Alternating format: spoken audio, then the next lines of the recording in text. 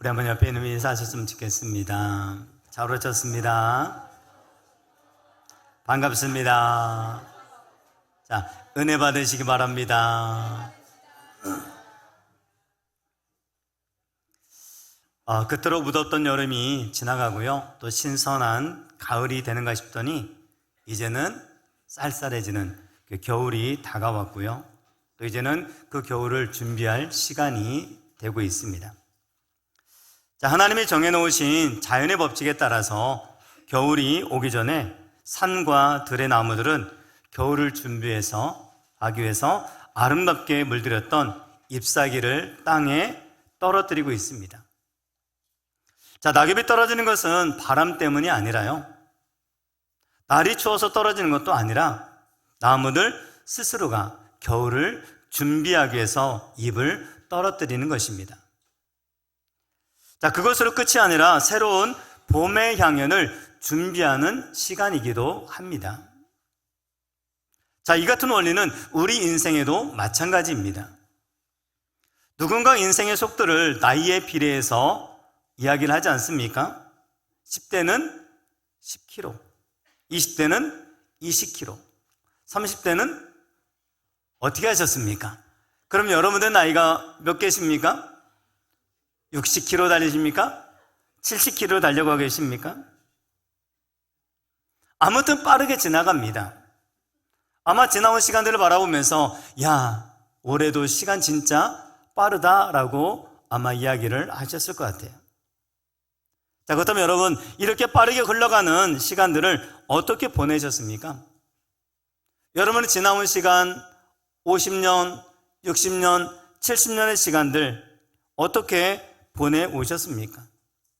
여러분들 그 시간들이 의미 있다라고 말씀할 수 있습니까? 가치 있다라고 말씀하고 그렇게 자랑스럽게 이야기할 수 있습니까? 자, 근데 우리는 종종 이 긴 시간 내가 잘 살았다고 착각하기도 해요. 스스로가 그렇게 기준을 삼다 보니까 말입니다. 그리고 앞으로 우리에게는 긴 시간이 남겨져 있을 것이라고도 생각을 합니다. 그런데 그만큼 길지가 않다라는 사실이죠. 자, 이 세상은요, 시간이라고 하는 것은 시작하는 시간이 있고요, 끝나는 시간이 있습니다. 그리고 우리에게 주어진 바로 그 시간이 우리에게 허락되어진 것이죠. 자, 그러면 이 시간이 끝나면 우리에게는 인생의 겨울이 찾아오게 될 겁니다. 죽음을 상징하는 겨울이 온다는 사실이죠. 자, 오늘 성경에 나오는 사도 바울도 인생의 마지막 결산을 하는 것을 겨울이라고 하는 단어로 표현을 하고 있어요. 자, 그런데 자연의 계절은 순차적으로 오지만 인생의 계절은 순서가 없다는 사실입니다. 인생의 겨울은 나이와 상관없이 어느 순간에 질병이나 갑작스러운 사고로 우리에게 찾아올 수도 있다는 사실이에요. 자, 따라서 우리는 지금까지의 삶을 한번 정리해보고 남은 시간 동안 한 번밖에 주어지지 않는 우리 인생을 하나님과 사람 앞에서 더 잘 살기 위해서 새로운 마음가짐을 가져야 할 것입니다. 여러분, 언젠가 우리 인생도 차가운 겨울이 오게 될 것입니다. 아니, 분명히 우리에게도 어느 날인가 어느 시간인가 내가 알지 못하는 그 순간에 인생의 차가운 겨울은 임하게 될 거라는 사실이죠. 어쩌면 오늘 밤에도 우리에게 인생의 겨울이 올 수도 있다는 사실입니다. 그럼 여러분 기억하십시오. 인생은 오는 순서는 있어도 가는 순서는 없습니다. 그런데 우리 인생은 이 땅에서 죽음으로만 끝나는 것이 아니라는 거예요.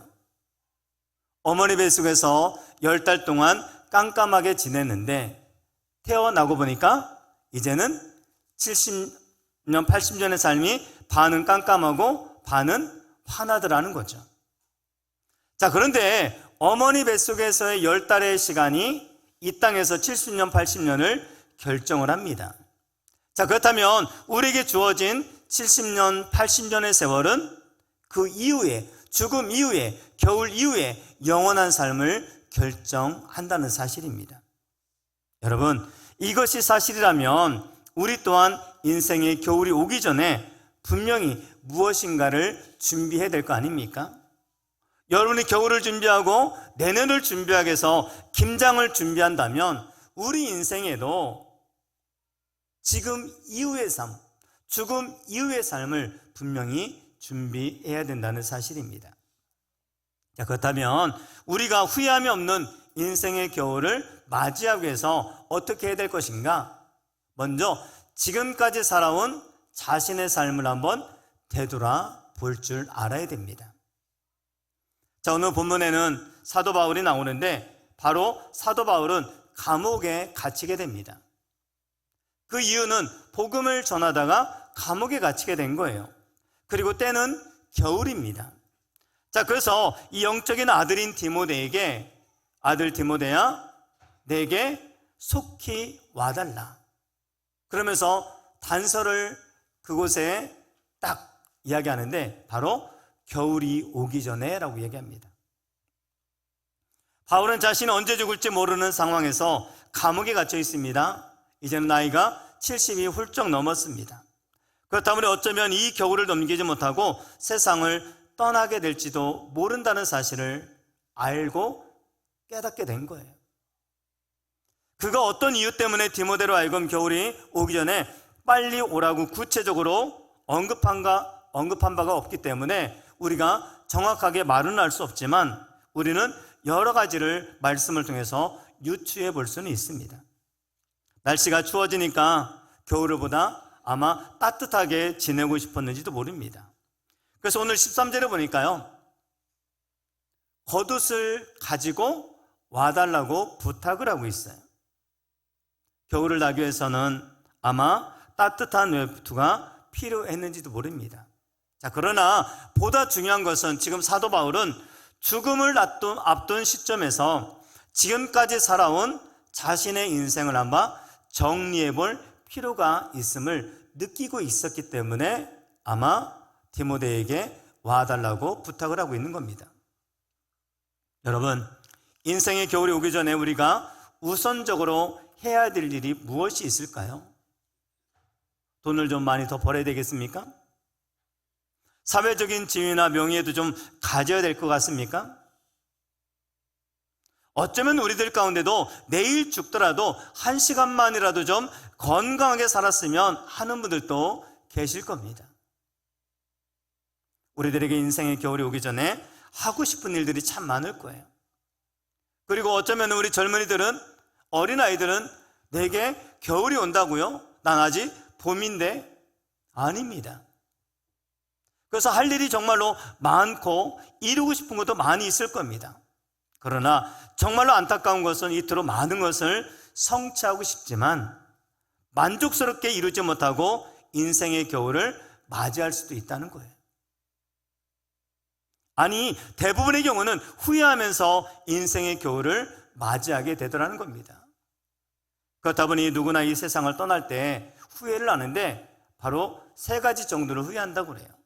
그 첫 번째가 바로 뭐냐면 바로 베풀지 못한 것에 대한 후회라고 합니다. 가난하게 산 사람이든 부유하게 산 사람이든 죽을 때가 되면 조금 더 나누면서 살 수 있었을 텐데, 이렇게 움켜쥐고 악착같이 살아도 별것 아니었는데 왜 좀 더 베풀지 못하면서 살아왔을까? 라고 후회한다고 그래요. 자, 두 번째는 참지 못한 것에 대한 후회라고 합니다. 그때 내가 조금만 더 참았더라면 좋았을 텐데 왜 쓸데없는 말을 해가지고 쓸데없는 행동을 했을까라고 행동한다는 거예요. 그때 자녀들과의 관계 안에서 조금만 내가 참을 걸. 우리 부모님에게 조금만 더 내가 참을 걸. 그것이 우리는 그때 당시에는 최선이라고 생각하고 최고의 방법이라고 생각했는데 아니더라는 거죠. 자, 그러나 지나고 보니까 좀 더 참을 수 있었고 좀 더 여유를 가질 수 있고 참았더라면 내 인생은 조금 더 달라졌을 것이고 사람과의 관계는 조금 더 행복한 관계로 형성되지 않았을까라고 후회가 다가온다는 것이죠. 자, 세 번째는요, 좀 더 행복하게 살지 못한 것에 대한 후회라고 합니다. 왜 그렇게 인생을 빡빡하게 살았는지, 왜 이렇게 내가 돈을 쫓아서 삶을 살아서 가족들과의 행복한 시간을 좀 보내지 못했는지, 재미없게 살았는지, 왜 그렇게 짜증스럽고 힘겹고 어리석게 살았는지에 대해서 후회하며, 또한 이러한 나로 인해서 다른 사람을 힘들게 한 삶에 대해서 후회를 하게 된다고 합니다. 나는 행복했을지 모르겠지만 나로 인해서 저 사람이 불행한 거, 그때 좀 왜 그랬을까? 자, 그러면 지나온 삶에 대한 후회로 여러분 인생을 결론 지어야 되겠습니까? 오늘 사도 바울은 디모데후서 4장 8절에서 이렇게 이야기합니다. 이제 후로는 나를 위하여 의의 면류관이 예비되었으므로 주 곧 의로우신 재판장이 그날에 내게 주실 것이며 내게만 아니라 주의 나타나심을 사모하는 모든 자에게도니라. 저는 이 노인 바울이 이 모습이 너무나 멋지다고 생각이 됩니다. 비록 사도 바울은 네로 왕제에 의해서 불의하게 체포돼 가지고 감옥에 갇히게 되었고 로마의 법정에 그를 불의하게 단죄해서 지금 감옥에 갇혀 있지만 그의 인생은 너무나 당당하게 후회함이 없는 삶을 살아왔다고 고백하고 있다는 것입니다. 하나님 보시기에도 부끄러움이 없이 잘 살아왔던 것이죠. 그럼 어찌 이렇게 당당하게 말할 수 있었을까요? 그의 인생에는 후회가 왜 없었을까요? 그에 대한 답을 7절에서 찾아볼 수가 있더라는 겁니다. 우리 같이 한번 읽어볼까요? 시작. 나는 선한 싸움을 싸우고 나의 달려갈 길을 마치고 믿음을 지켰으니. 사도 바울은 믿음을 지키며 믿음으로 살면서 영광스러운 복음을 전하는 사명을 최선을 다하는 삶에 그의 생애를 들이다 보니까 후회가 없더라는 거죠. 그리고 나에게는 의의 면류관이 예비되어 있다. 나는 부끄러움 없이 삶을 살아왔고 당당하게 삶을 살아왔기 때문에 나를 위해서 하나님은 의의 면류관을 예비하고 계시다. 도리어 후회가 아니라 기대감을 가지고 영광스러운 면류관을 기대하면서 삶을 살아가고 있더라는 거죠. 한마디로 믿음을 가지고 삶을 살다 보니 후회가 없더라는 겁니다. 저는 간절히 소망합니다. 우리 모든 성도님들 후회로 인생을 끝낼 것이 아니라 믿음을 가지고 삶을 살아냄을 통해서 사도 바울과 같이 전혀 후회가 없다라고 고백되어지고 아름다운 삶으로 살아내는 저와 여러분 되기를 주님의 이름으로 축원을 드립니다. 개인적으로 오늘 설교를 준비하면서 저의 마지막 삶이 이랬으면 좋겠다라는 마음을 가지게 됐습니다. 여한도 없고 미련도 없고 후회도 없고 아쉬움도 없는 최선의 삶을 살아왔다. 다시 한번 내게 이런 삶이 주어진다 해도 난 내가 걸어온 삶 이것보다 더 잘 살 자신이 없다. 그래서 아무런 미련이 없다. 이제 하나님께서 내게 이 땅에 내 수고를 아시고 이제 상급 주실 그날을 기대하면서 나는 기쁘게 눈을 감을 수 있다. 이게 얼마나 복된 삶입니까? 이게 얼마나 복된 인생입니까? 여러분, 사람은요 삶을 살다가 도중에 절망하기도 하고 일이 안 돼서 불면증이 오고 고통도 당하고 낙심을 하기도 합니다. 그런데 이런 일들이 많았다 하더라도 인생의 결론이 이렇게 멋지게 끝날 수만 있다면 그의 인생은 성공한 인생 아니겠습니까? 좀 고난이 오고 좀 어려움이 있지만 마지막 삶이 아름답게 마무리된다면 그의 인생이 진짜 성공한 인생이 아니겠느냐는 거죠. 간절히 소망하는 것은 여러분의 인생이 부끄러움으로 후회로 점철되는 인생이 아니라 결론 지어지는 인생이 아니라 이렇게 마지막 믿음으로 삶을 살았더니 여한도 없고 후회도 없다. 나는 영광스러운 상급이 예비되어 있기 때문에 기쁘고 감사하다라는 고백이 넘치게 되기를 주님의 이름으로 축원을 드립니다. 사도 바울은 죽음을 앞둔 시점에서 지금까지 살아온 자신의 인생을 정리해 볼 필요가 있었고 돌아보았던 겁니다. 여러분, 오늘을 돌아보셨으면 좋겠고 올 한 해를 돌아보셨으면 좋겠고 지금까지 걸어온 삶을 한번 돌아보시기 바랍니다. 자, 두 번째, 후회함이 없는 인생을 우리 겨울을 맞이하기 위해서는 다른 사람과의 관계를 돌아봐야 됩니다. 다른 사람과의 관계를 돌아봐야 돼요. 자, 오늘 본문에 겨울이 오기 전에 세 가지를 좀 부탁을 하고 있습니다. 첫 번째가 바로 겉옷을 가져오라는 거죠. 겨울이다 보니까, 감옥이다 보니까 조금 더 따뜻함을 유지하기 위해서 옷이 필요했던 것 같습니다.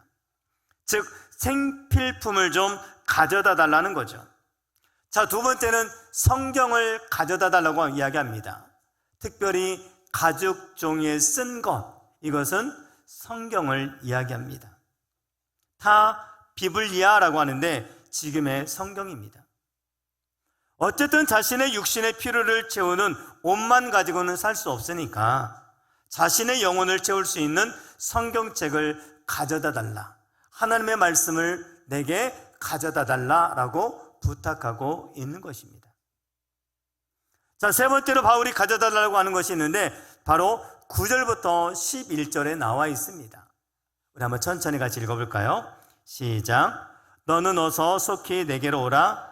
대만은 이 세상을 사랑하여 나를 버리고 데살로니가로 갔고 누가만 나와 함께 있느니라.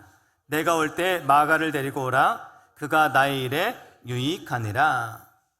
바로 바울은 사람을 좀 데리고 와달라고 부탁을 하고 있습니다. 마가는요, 바나바의 조카이고 초대교회 성령의 역사의 주인공이었던 마가다락방의 바로 주인입니다.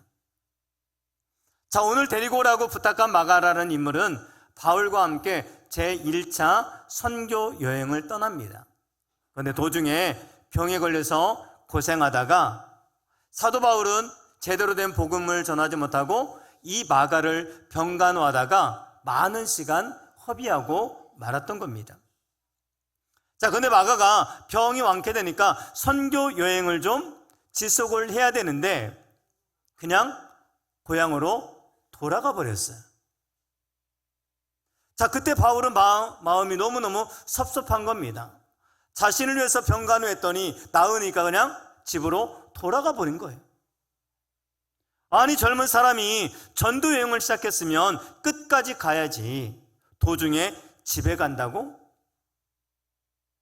아니, 힘들다고 돌아간다고? 자, 이후 전도사에게 어려움이 와서 전도 여행을 지속할 수 없어서 바울 또한 이제 전도 여행을 끝내게 됐습니다. 자, 이렇게 1차 전도 여행을 마치고 안디옥에서 전도 여행에 대한 사역의 보고를 하고 있어요. 자, 그때 집으로 돌아갔던 마가도 이 사역 보고의 현장 가운데 참여를 하게 됩니다.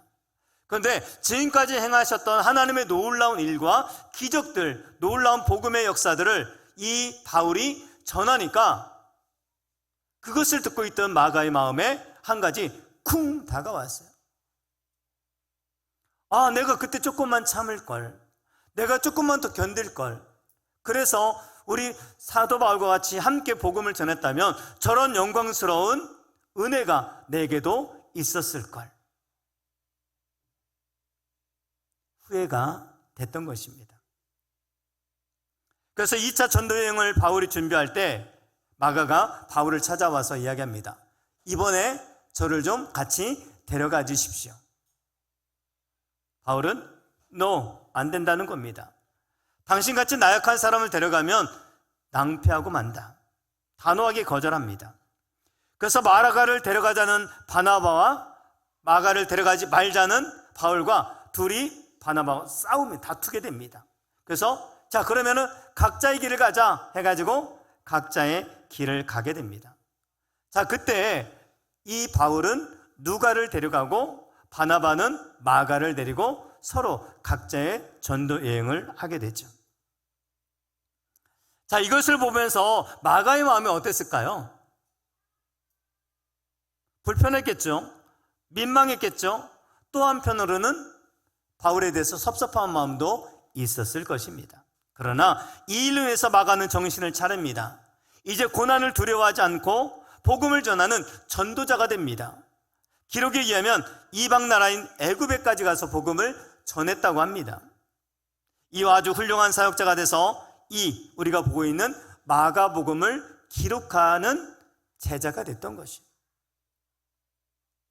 이렇게 마가는 바울과 헤어짐으로 더 굳건한 믿음의 사람이 되었고 더 큰 일을 감당할 수 있는 사람이 됐던 겁니다. 그런데 오늘 바울이 그 마가를 데리고 오라고 한 이유가 뭘까요? 아마 그때 있었던 일을 위로해주고 서로 화해해주고 서로 격려해주려는 마음과 의도가 있었을 것입니다. 물론 바울 자기가 잘못한 건 없습니다. 그러나 마가에게 상처가 되었을 것입니다. 그 상처를 씻어주고 더 나아가서 디모데와 연합시켜서 두 사람이 이제 합심해가지고 더 큰 사역을 이루었으면 좋겠다라는 마음을 가지고 마가를 데리고 오라고 한 거죠. 자, 이 장면을 생각해 보면 육신의 피를 위해서 필요한 것은 생필품, 즉 겉옷을 가져다 달라고 했고요. 내 영혼과 정신을 채우는 가죽으로 된 성경책을 가져다 달라고 했습니다. 그 다음에 내가 그리워하는 사람, 즉 마가를 좀 데리고 와달라고 그런 것입니다. 바울이 디모데에게 세 가지를 가져다 달라고 부탁하고 있는데 그 중에 가장 길게 설명하고 가장 절실하게 강조하고 있는 것이 바로 마가를 데리고 와달라고 하는 내용입니다. 자, 21절에도 보니까 너는 겨울 전에 어서 오라라고 이야기하고 있어요. 빨리 와달라고 이야기합니다. 이 바울의 절절한 마음이 이 마가에게 있었던 것이에요. 여러분, 우리가 이 땅을 삶을 살아가는 데는요, 겉옷도 필요합니다. 여러분, 이 땅을 삶을 살아가는데 성경도 필요합니다. 그런데 우리 인생이 이 땅을 살아가는데 또 가장 소중한 것 중에 하나가 바로 뭐냐면 사람이라는 겁니다. 이 사람과 더불어 사랑의 교제를 나누는 것, 이 땅을 살아가는 우리 모두에게 절실히 필요한 것이라는 사실을 깨달으라는 것입니다. 여러분, 하나님께서 나에게 가족을 주시고 이웃을 주신 것은 서로 헐뜯고 미워하고 싸우라고 허락하신 것이 아니라는 겁니다. 서로 사랑하고 이해하고 용서하는 가운데 행복하게 살라고 그 사람들을 허락해 주신 거예요. 자, 그래서 하나님은 아담에게 하와를 허락하실 때 뭘로 주셨냐면 바로 돕는 배필로 주셨습니다. 돕는 배필로. 헬퍼. 나의 부족함을 도와주고 그의 부족함을 내가 도와주는 관계로서의 가족, 이웃으로 허락을 해 주셨다는 겁니다. 여러분, 가족을 좀 돌아보고 사랑하실 수 있게 되기 바랍니다. 이웃을 돌아보고 사랑할 수 있는 관계가 될 수 있기 바랍니다. 그들의 부족함을 채워주고 그들의 연약함을 도와줄 수 있는 아름다운 모습이 여러분에게도 회복되기를 주님의 이름으로 축원을 드립니다. 내 옆에 있는 분한테 잘하십시오. 나와 함께하는 분에게 잘하십시오. 나에게 싸울 대상이 있고 소리칠 대상이 있다는 것에 행복에 겨운 것, 그것은 바로 사치입니다. 우리는 그를 사랑할 수 있는 시간이 그렇게 많지 않다는 사실을 여러분 기억하십시오. 인생의 겨울이 오게 될 겁니다. 그 사랑의 관계도 어느 순간에 다 끊어질 날이 오게 돼요. 그래서 사랑하는 믿음의 아들 디모데에게 이 마가를 데려와 달라고 부탁하고 있습니다. 여러분, 관계가 회복이 돼야 될 부분이 있다면 가족과의 관계도 회복이 되셨으면 좋겠습니다. 또 이웃과의 관계도 회복이 되셨으면 좋겠고 또 우리 성도들과의 관계 안에도 회복의 관계가 회복되기를 주님의 이름으로 축원을 드립니다. 오늘 여러분의 그러한 사랑 때문에 가족은 더 건강하게 회복이 될 것이고 또 이웃과의 관계도 아름다운 관계로 계속 형성이 되어질 줄 믿습니다. 한 가지만 더 말씀드립니다. 세 번째는요, 주님께로 더 가까이 나아가고 특별히 주님을 만나셔야 됩니다. 한번 따라서 볼까요? 주님을 만나야 됩니다. 주님께로 더 가까이 가셔야 됩니다. 아멘이십니까? 다시 말해서 우리 인생의 겨울이 오기 전에 우리의 믿음이 좀 더 성숙해지고 또 예수 믿지 않는 분들은 예수님을 믿어서 주님 앞에 더 가까이 나아가자는 거예요. 어떻습니까? 지난 한 해보다 믿음이 좀 더 성숙해지셨습니까? 금년을 시작할 때보다 지금의 내 믿음이 주님 앞에서 좀 더 아름다워지셨습니까? 우리는 지금 다 교회 나와서 예배를 드리고 있습니다. 그러나 여러분, 우리가 교회 나왔다고 해서 주님께로 왔다고 말할 수는 없습니다. 하나님은 아시기 때문에, 그리고 여러분 스스로가 알고 있지 않습니까? 많은 사람들이 하나님을 잃어버리고도 자신이 늘 하나님과 함께 있는 줄 착각하기도 하더라는 것이죠. 많은 사람들이 평생을 하나님을 믿는다고 하면서도 하나님과 별로 사이가 좋지 않은데 자신은 하나님과 사이가 좋다라고 착각하고 있는 분들도 있다는 거예요. 믿음이 없어도 나는 믿음이 있는 줄 알아요.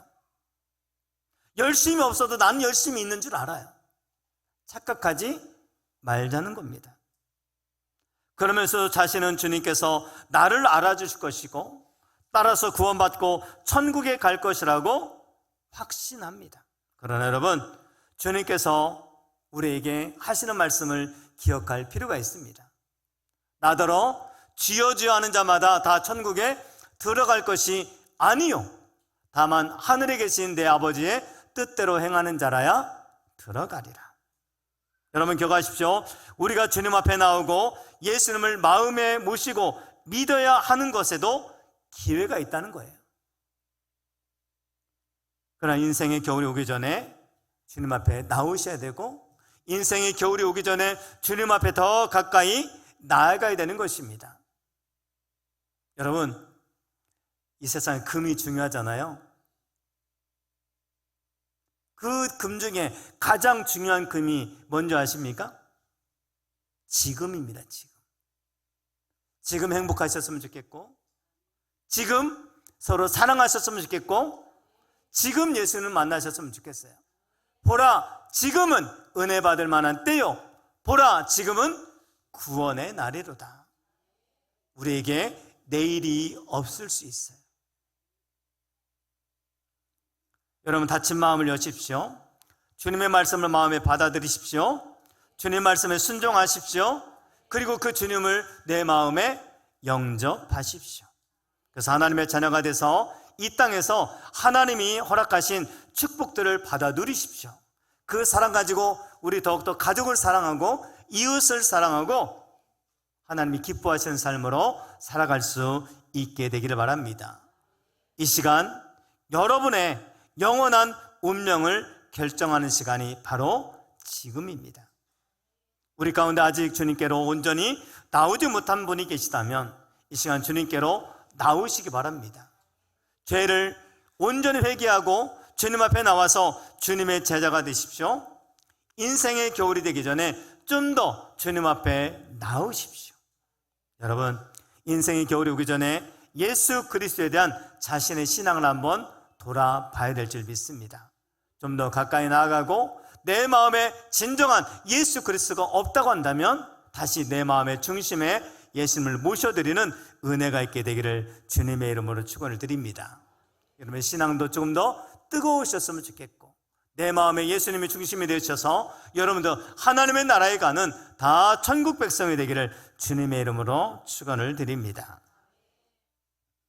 말씀을 마치고자 합니다.